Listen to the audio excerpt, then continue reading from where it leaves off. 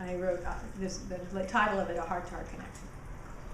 And I started, hello, take a breath, and let go. And we'll take another breath. Just feel that. Let it go. Let that breath go. Wait a minute. So how come you didn't start with that when you? Because I was on that goddamn. Right. Right. It freaks you out a little, doesn't it? You're like, and it doesn't. It's not even Right. anything. You know what I was going to do is just take him through like a mini little moment. Nice. Okay. And I say, hey, or we're going to say, welcome to my work. Yeah. I help people to let go. I'm a yoga therapist and a very humble practitioner of yoga. In 1991, after teaching yoga for many years, having witnessed my students experiencing huge emotional releases in my classes, and needing to hold the space for them in a confident way, I decided to get a master's in clinical and counseling psychology to be a better yoga teacher. I wanted to have cognitive skills of language and models with a Western degree combining Eastern yoga tools. I set the intention, taken back then, to call myself a yoga therapist. And today, after years of study, I'm thrilled to be able to speak of my experience today. And I actually have a copy of my yoga therapy thesis that I wrote yoga therapy.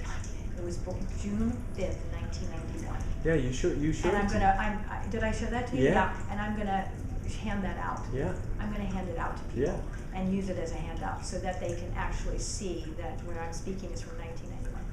That same year that I began my journey into the mental health field, Time magazine came out on the front page. Headlines: Prozac, the wonder drug. And I knew as a yogi we might be headed in the wrong direction. Today my main body of work is helping aid my clients in reestablishing a healthy balance of living as they slowly begin detoxing from the over-medicated system of pharmaceuticals. We have today an epidemic of misuse of these various antidepressants, and anti-anxiety meds. So many of the population are addicted now to the habits of use, but the fear of letting these drugs go is even worse because the side effects are so profound.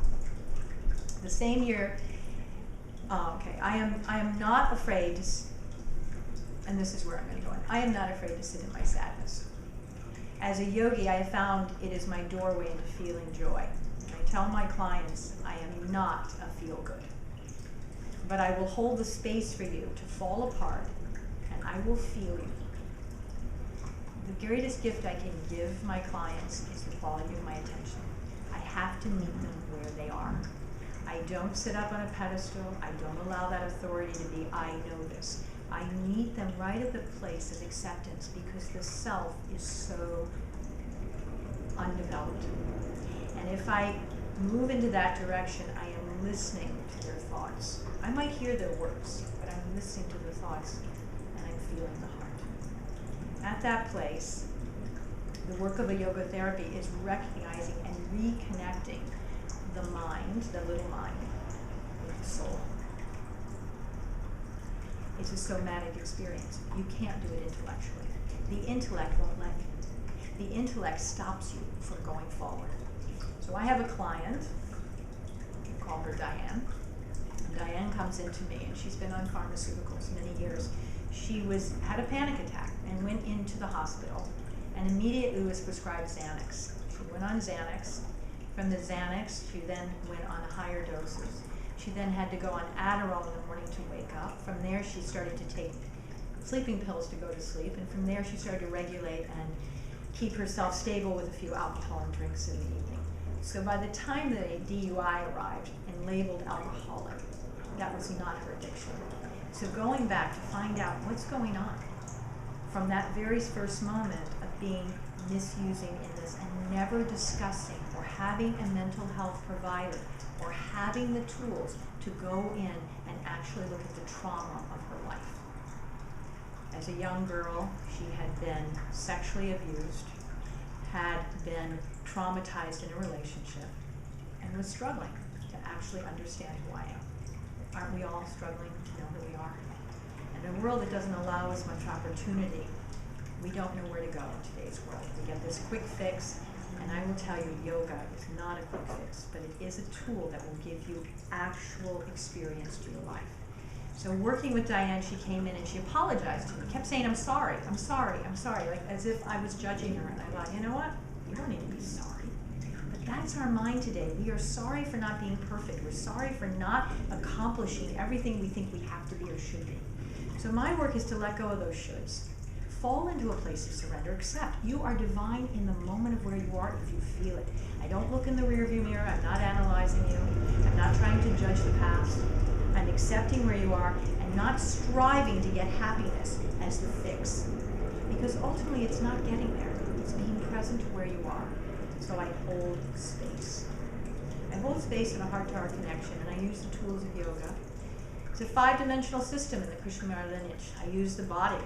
Asana, so valuable a tool to be able to get breath in there. I get the breath to expand through the system, to awaken the mind of thought. Maybe we're holding on to the wrong thought. All suffering, we know from the teachings, come from the wrong thought. To move into the behaviors without judgment, to know those behaviors were learned, their habit, their samskara. To move into the emotions that somehow we didn't even know because they were unconscious and they start to come through. I hold the space sometimes in the greatest sadness.